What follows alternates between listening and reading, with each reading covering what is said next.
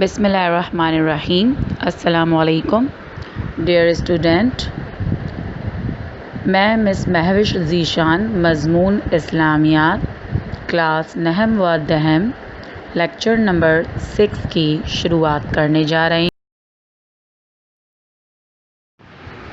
سورہ انفال حوالہ۔ آپ کے نصاب میں شامل سورہ انفال قرآن پاک کی 8ویں صورت ہے۔ یہ صورت مدنی ہے۔ یہ سورہ قرآن پاک کے 9ویں اور 10ویں سپارے میں ہے۔ یہ صورت 10 رکوعات پر مشتمل ہے۔ اس صورت میں 75 آیات ہیں۔ صورت کے نام کے معنی نفل کی جمع ہے، جس کے معنی زیادہ کے ہیں۔ اس صورت کا زمانہ نزول۔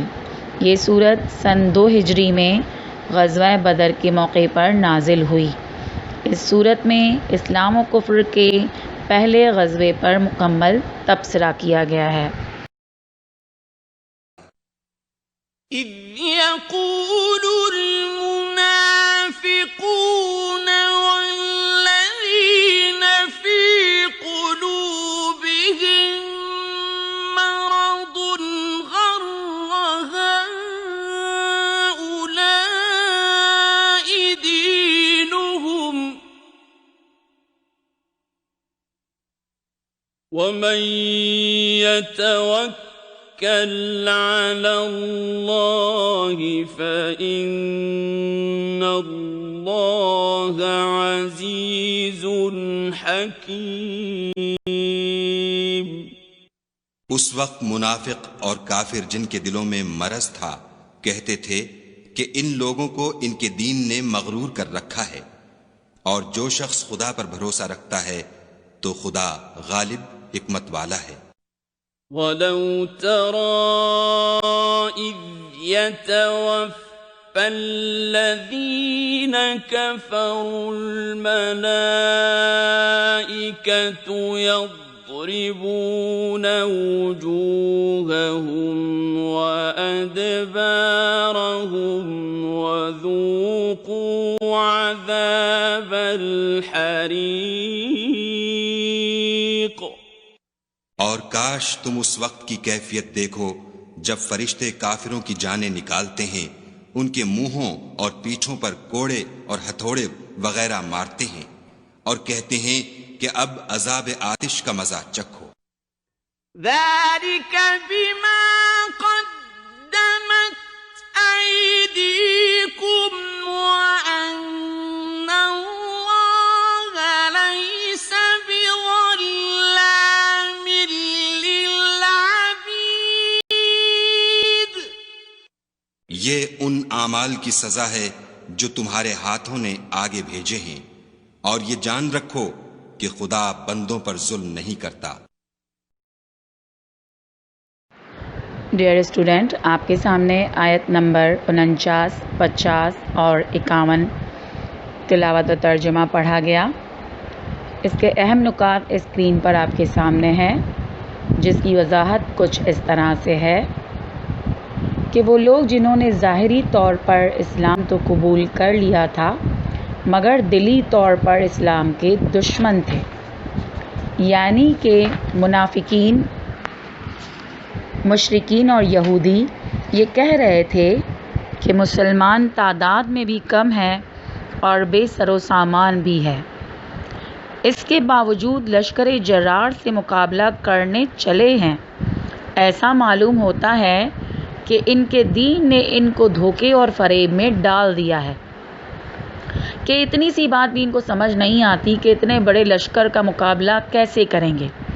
منافقین اور مشرکین کے اس اظہار خیال پر اللہ تعالیٰ فرماتا ہے کہ ان کو اہل ایمان کے عزم اور ارادے کا اندازہ کیسے ہو سکتا ہے کہ جو اللہ کی ذات پر مکمل بھروسہ رکھتے ہیں، اور اللہ پر بھروسہ رکھنے والوں کو اللہ کبھی بے سہارا نہیں چھوڑتا، اور اللہ کے ہر کام میں کوئی نہ کوئی حکمت ضرور چھپی ہوتی ہے جس کو سمجھنے سے انسانی عقل قاصر ہے۔ اگلی آیت میں فرمایا گیا ہے کہ جب مشرکین دوران جنگ مسلمانوں کی طرف آتے تو مسلمان ان کے چہروں پر تلواریں مارتے جس سے جب بچنے کے لیے وہ پیٹھ پھیر کر بھاگتے تو فرشتے ان کی پیٹھوں پر تلواریں مارتے۔ اس سے اگلی آیت میں اللہ پاک فرماتا ہے کہ اللہ کی ذات تو رحیم و کریم ہے اور اللہ اپنے بندوں پر ظلم کرنے والا نہیں ہے، بلکہ وہ تو فرماتا ہے کہ میں نے اپنے نفس پر ظلم حرام کیا ہے اور میں نے اسے تمہارے درمیان بھی حرام کیا ہے، پس تم ایک دوسرے پر ظلم مت کرو۔ اللہ نے اس آیت میں گنہگاروں، منافقوں اور کافروں سے فرمایا ہے کہ تم کو جو یہ جہنم کی آگ میں ڈالا جا رہا ہے وہ دراصل تمہارے اعمال کی سزا ہے کہ جو تم نے ہدایت ملنے کے باوجود اپنی دنیاوی زندگی میں کیے تھے۔ كدأب آل فرعون والذين من قبلهم كفروا بآيات الله فأخذهم الله بذنوبهم إن الله قوي شديد العقاب۔ جیسا حال فرعونیوں اور ان سے پہلے لوگوں کا ہوا تھا ویسا ہی ان کا ہوا کہ انہوں نے خدا کی آیتوں سے کفر کیا تو خدا نے ان کے گناہوں کی سزا میں ان کو پکڑ لیا۔ بے شک خدا زبردست اور سخت عذاب دینے والا ہے۔ ذلك بأن الله لم يك مغيرا نعمة أنعمها على قوم لم يك مغيرا نعمة أنعمها على قوم حتى يغيروا ما بأنفسهم وأن الله سميع عليم۔ یہ اس لیے کہ جو نعمت خدا کسی قوم کو دیا کرتا ہے جب تک وہ خود اپنے دلوں کی حالت نہ بدل ڈالیں خدا اسے نہیں بدلا کرتا، اور اس لیے کہ خدا سنتا جانتا ہے۔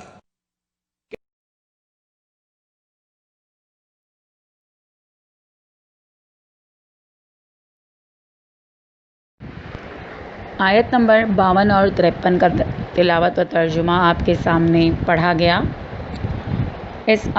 ان آیات کے اہم نکات آپ کے سامنے اسکرین پر موجود ہیں، جس کی وضاحت کچھ اس طرح سے ہے۔ آیت نمبر 52، اس آیت میں اللہ تعالیٰ فرماتا ہے کہ یہ جو مشرکین کلام الہی کو جھٹلاتے ہیں اور نبی صلی اللہ علیہ وسلم کی شان میں گستاخی کرتے ہیں، ان کی مثال حضرت موسیٰ علیہ السلام کی قوم فرعون جیسی ہے۔ انہوں نے بھی حضرت موسیٰ علیہ السلام کی شان میں گستاخی کی اور ان پر اللہ نے جو احکامات نازل کیے ان کو جھٹلایا، اور اسی طرح فرعونیوں سے پہلے کی قوموں نے بھی ایسا ہی کیا تھا، اور یہ مشرکین مکہ بھی اسی طریقہ کار پر چل رہے ہیں۔ تو اللہ تعالیٰ نے پچھلی قوموں کو ان کی حرکتوں کی وجہ سے عذاب میں مبتلا کر دیا تھا۔ تو اللہ تو یہ طاقت رکھتا ہے کہ نافرمانوں کو سزا دے، اور اللہ کفر کرنے والوں کو سخت عذاب دینے والا ہے۔ اگلی آیت میں اللہ تعالیٰ فرماتا ہے کہ اللہ تعالیٰ ہر شے پر قادر ہے، اور وہ جو نعمتیں اپنے بندوں کو عطا کرتا ہے ان کا شمار ممکن ہی نہیں ہے، کیونکہ اللہ ہی وہ واحد ذات ہے جس کے قبضے میں تمام چیزیں ہیں، اور وہ اپنے کارخانے سے اپنے بندوں کو نعمتوں سے نوازتا ہے۔ اگر کسی فریاد یا قوم سے اللہ کوئی نعمت واپس لے لیتا ہے تو اس کا مطلب ہرگز یہ نہیں ہے کہ اللہ کے پاس اس چیز کی کمی ہو گئی ہے، بلکہ اس نعمت کے واپس لینے کی وجہ اس فرد یا قوم کا کفران نعمت یعنی اللہ کے حکم سے بغاوت ہے۔ یعنی اللہ تعالیٰ گناہوں کی وجہ سے اپنی نعمتیں سمیٹ لیتا ہے اس سے۔ اللہ تعالیٰ کے انعامات کے مستحق بننے کے لیے ضروری ہے کہ گناہوں سے بچا جائے، گناہوں کو چھوڑ کر اطاعت الہی کا راستہ اپنایا جائے۔ بے شک بندہ جو کچھ کرتا ہے اللہ اس کے بارے میں بہتر سننے اور جاننے والا ہے۔ كدأب آل فرعون والذين من قبلهم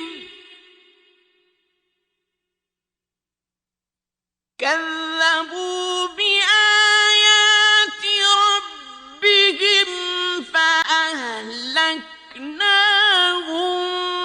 بذنوبهم وأغرقنا آل فرعون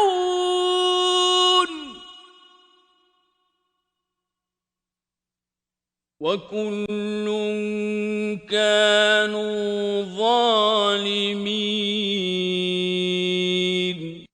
جیسا حال فرعونیوں اور ان سے پہلے لوگوں کا ہوا تھا ویسا ہی ان کا ہوا۔ انہوں نے اپنے پروردگار کی آیتوں کو جھٹلایا تو ہم نے ان کو ان کے گناہوں کے سبب ہلاک کر ڈالا اور فرعونیوں کو ڈبو دیا، اور وہ سب ظالم تھے۔ إن شر الدواب عند الله الذين كفروا فهم لا يؤمنون۔ جانداروں میں سب سے بدتر خدا کے نزدیک وہ لوگ ہیں جو کافر ہیں، سو وہ ایمان نہیں لاتے۔ آیت نمبر 54 اور 55 کا تلاوت اور ترجمہ آپ کے سامنے پڑھا گیا۔ اس کے اہم نکات اسکرین پر آپ کے سامنے ہے، جس کی وضاحت کچھ اس طرح سے ہے کہ اس آیت میں حضرت موسیٰ علیہ السلام کی قوم فرعونیوں اور ان سے پہلے کی قوموں کا تذکرہ ہے، جنہوں نے اللہ کی آیات اور اس کے بھیجے ہوئے نبی کو جھٹلایا تھا۔ جب فرعون کے پاس حضرت موسیٰ علیہ السلام اللہ کا پیغام لے کر پہنچے تو فرعون نے حضرت موسیٰ سے اللہ کے نبی ہونے کا ثبوت طلب کیا، جس پر حضرت موسیٰ علیہ السلام نے اپنا ہاتھ بغل میں دبا کر نکالا تو وہ روشن اور چمکدار تھا، لیکن فرعون نے یہ کہتے ہوئے جھٹلا دیا کہ یہ تو جادو ہے، اور ملک بھر سے بڑے بڑے جادوگر حضرت موسیٰ علیہ السلام سے مقابلہ کرنے کے لیے بلا لیے گئے۔ مقابلے کے بعد جادوگروں کی اکثریت تو ایمان لے آئی، لیکن فرعون انکار کرتا رہا، اور حضرت موسیٰ علیہ السلام کی سچائی کی جادوگروں نے دلیل بھی دی کہ اللہ پاک کے وہ سچے نبی ہیں، لیکن پھر بھی فرعون انکار کرتا رہا۔ فرعون اور آل فرعون کی اس نافرمانی پر اللہ نے ان کو ڈبو کر غرق کر دیا۔ اس آیت میں اس بات کی وضاحت کی گئی ہے کہ اللہ نے ان کو غرق کر کے ان پر ظلم نہیں کیا، بلکہ یہ خود ہی اپنی جانوں پر ظلم کرنے والے تھے۔ اللہ تو کسی پر ظلم نہیں کرتا۔ اگلی آیت میں اللہ کی آیات اور اس کے انبیاء کو جھٹلانے والے کافروں کے لیے شرد دواب یعنی بدترین جانور کا لفظ استعمال کیا گیا ہے، یعنی یہ کفار کبھی بھی راہ راست پر نہیں آ سکتے۔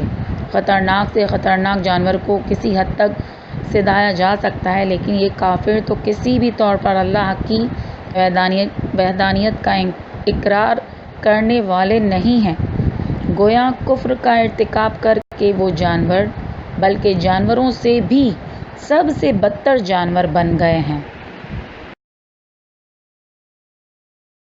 الذين عاهدت منهم ثم ينقضون عهدهم في كل مرة وهم لا يتقون۔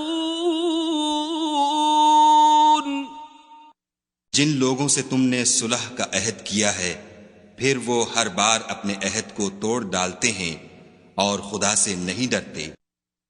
فَإِمَّا تَثْقَفَنَّهُمْ فِي الْحَرْبِ فشرد بهم من خلفهم لعلهم يذكرون۔ اگر تم ان کو لڑائی میں پاؤ تو انہیں ایسی سزا دو کہ جو لوگ ان کے پسے پشت ہوں وہ ان کو دیکھ کر بھاگ جائیں، عجب نہیں کہ ان کو اس سے عبرت ہو۔ وَإِمَّا تَخَافَنَّ مِن قَوْمٍ خِيَانَةً فَانبِذْ إِلَيْهِمْ عَلَى سَوَاءٍ ۚ إِنَّ اللَّهَ لَا يُحِبُّ الْخَائِنِينَ۔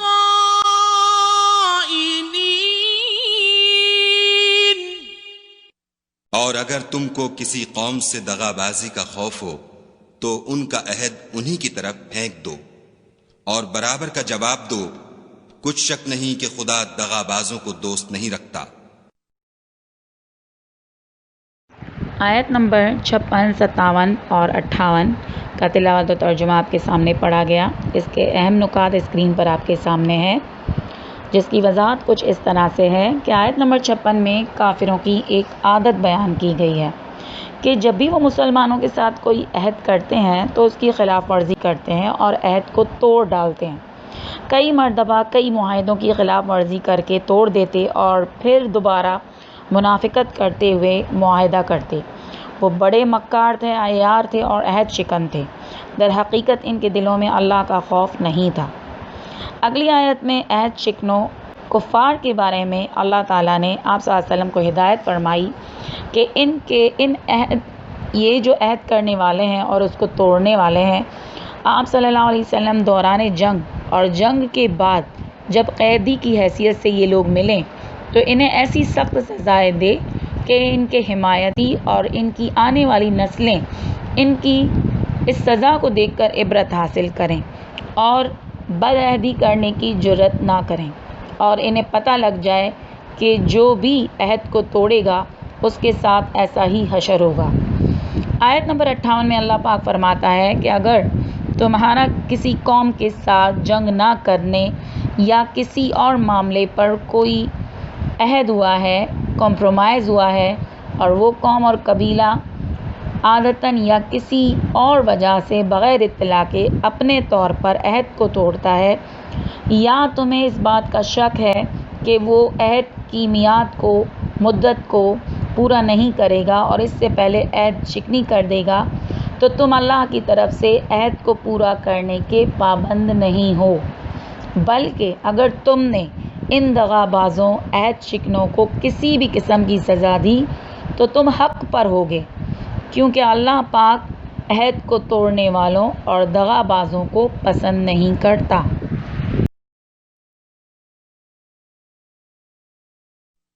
وَلَا يَحْسَبَنَّ الَّذِينَ كَفَرُوا سَبَقُوا ۚ إِنَّهُمْ لَا يُعْجِزُونَ۔ اور کافر یہ نہ خیال کریں کہ وہ بھاگ نکلے ہیں، وہ اپنی چالوں سے ہم کو ہرگز عاجز نہیں کر سکتے۔ وَأَعِدُّوا لَهُم مَّا اسْتَطَعْتُم مِّن قُوَّةٍ وَمِن رِّبَاطِ الْخَيْلِ تُرْهِبُونَ بِهِ عَدُوَّ اللَّهِ وَعَدُوَّكُمْ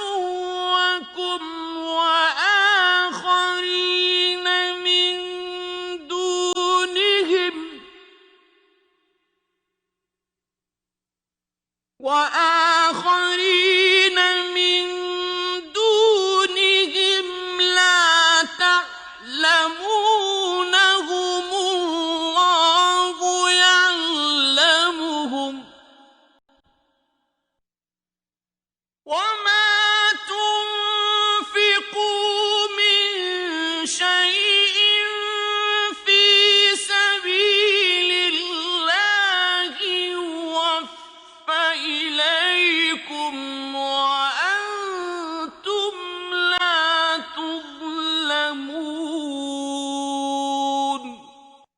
اور جہاں تک ہو سکے فوج کی جمعیت کے زور سے اور گھوڑوں کے تیار رکھنے سے ان کے مقابلے کے لیے مستعد رہو کہ اس سے خدا کے دشمنوں اور تمہارے دشمنوں اور ان کے سوا اور لوگوں پر جن کو تم نہیں جانتے اور خدا جانتا ہے ہیبت بیٹھی رہے گی، اور تم جو کچھ راہ خدا میں خرچ کرو گے اس کا ثواب تم کو پورا پورا دیا جائے گا اور تمہارا ذرا نقصان نہ کیا جائے گا۔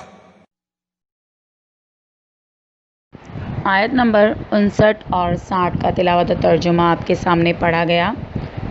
اس کے اہم نکات اسکرین پر آپ کے سامنے ہیں، جس کی وضاحت کچھ اس طرح سے ہے کہ آیت نمبر 59 میں اللہ پاک فرماتا ہے کہ کفار چاہے جتنی بھی گہری چالیں چل لیں اور اپنے طور پر ہر طرح سے مطمئن ہو جائیں کہ ان پر کوئی قابو نہیں پا سکتا، یہ چالیں چل کر مختلف بہانے بنا کر بچ نہیں سکتے، کیونکہ اللہ نے ایک مقررہ حد تک ڈھیل دی ہے۔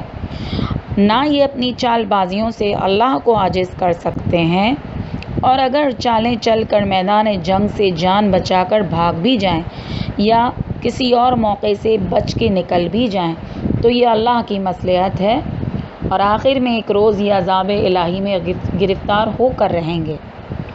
اگلی آیت میں اللہ پاک نے زمانہ امن میں جہاد کی تیاری کو جاری رکھنے کا حکم دیا ہے۔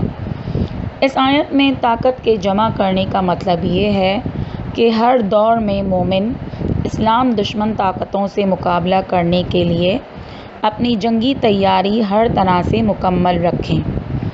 جیسے غزوات نبی کے زمانے میں تیر اندازی، نیزے اور تلوار اور تیز رفتار گھوڑے جنگی نقطہ نظر سے خاص اہمیت کے حامل تھے، مگر آج کے جدید دور میں نیزے اور تلواروں کی جگہ بندوقوں، مشین گنوں، میزائلوں اور ایٹم بموں نے اور تیز رفتار گھوڑوں کی جگہ جنگی طیاروں نے لے لی ہے۔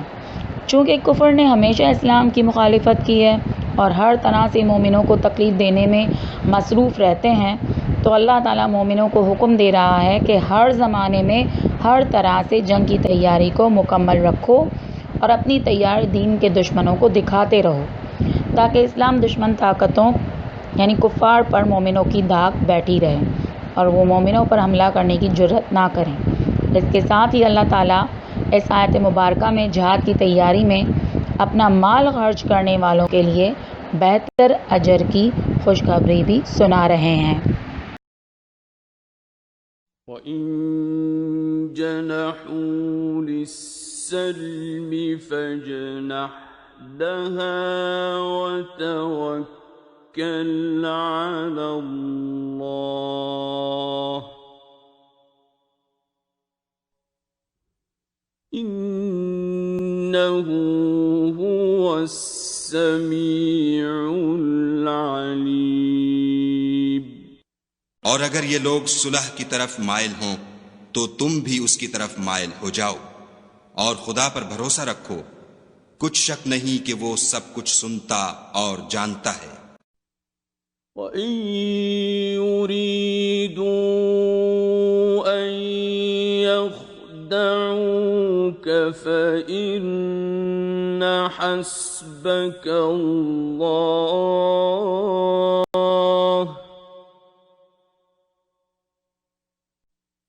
هُوَ الَّذِي أَيَّدَكَ بِنَصْرِهِ وَبِالْمُؤْمِنِينَ۔ اور اگر یہ چاہیں کہ تم کو فریب دیں تو خدا تمہیں کفایت کرے گا، وہی تو ہے جس نے تم کو اپنی مدد سے اور مسلمانوں کی جمعیت سے تقویت بخشی۔ آیت نمبر 61 اور 62 کا تلاوت و ترجمہ آپ کے سامنے پڑھا گیا۔ اس کے اہم نکات اسکرین پر آپ کے سامنے ہیں، جس کی وضاحت کچھ اس طرح سے ہے۔ آیت نمبر 61 میں فرمایا گیا ہے کہ اگر حالات ایسے ہوں کہ جنگ کے بجائے صلح کرنا زیادہ فائدہ مند ہو اور دشمنان اسلام بھی صلح کی طرف مائل ہوں تو صلح کرنے میں کوئی حرج نہیں۔ لیکن صلح کی یہ اجازت ایسے حالات میں ہے جن میں اسلام اور مسلمانوں کا مفاد ہو۔ اگلی آیت میں فرمایا گیا ہے کہ اگر صلح کرنے سے دشمن کا مقصد دھوکہ اور فریب ہو تب بھی گھبرانے کی ضرورت نہیں، اللہ پر مکمل بھروسہ رکھیں، یقیناً اللہ آپ صلی اللہ علیہ وسلم کے دشمن کے فریب سے محفوظ رکھے گا، اور یہ اللہ کی رضا ہے کہ لوگ جوک در جوک دین کے دائرے میں داخل ہوتے جا رہے ہیں، اور یہ دین میں داخل ہونے والے ایسے پکے اور سچے مومن ہیں کہ وہ دین کی خاطر اور آپ صلی اللہ علیہ وسلم کی حفاظت کی خاطر اپنے سر کٹانے کے لیے بھی تیار ہیں۔ وَأَلَّفَ بَيْنَ قُلُوبِهِمْ لَوْ أَنفَقْتَ مَا فِي الْأَرْضِ جَمِيعًا مَا أَلَّفْتَ بَيْنَ قُلُوبِهِمْ وَلَكِنَّ اللَّهَ أَلَّفَ بَيْنَهُمْ إِنَّهُ عَزِيزٌ حَكِيمٌ۔ اور ان کے دلوں میں الفت پیدا کر دی، اور اگر تم دنیا بھر کی دولت خرچ کرتے تب بھی ان کے دلوں میں الفت پیدا نہ کر سکتے، مگر خدا ہی نے ان میں الفت ڈال دی، بے شک وہ زبردست اور حکمت والا ہے۔ یا ایھا النبی حسبک اللہ ومن اتبعک من المؤمنین۔ اے نبی، خدا تم کو اور مومنوں کو جو تمہارے پیرو ہیں کافی ہے۔